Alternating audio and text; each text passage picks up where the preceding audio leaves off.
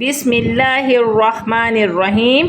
Meme साकिन के क़ायदे। Meme साकिन के 4 क़ायदे हैं। मीम मुशद्दद, मीम के ऊपर तशदीद है तो ये मीम मुशद्दद कहलाएगी। मीम मुशद्दद में हमेशा एक अलिफ की मिक़दार गुन्ना किया जाता है, चाहे हालत वसल में हो या हालत वक़्फ़ में। इदग़ाम, मीम साकिन के बाद दूसरी मीम आए तो दोनों मीम को एक करके गुन्ने के साथ पढ़ते हैं, इसे इदग़ाम माल गुन्ना कहते हैं। इसे इदग़ाम शफ़वी भी कहा जाता है, क्योंकि मीम जो है हुर्फ़ शफ़विया में से है। हुर्फ़ शफ़विया कितने हैं? 4, मीम, बा, वाव, फ़ा, तो ये हुर्फ़ शफ़विया कहलाते हैं। मीम के ऊपर जज़म की हरकत है तो मीम साकिन कहलाएगी। चले अब हम इसे पढ़ने का तरीका देखते हैं।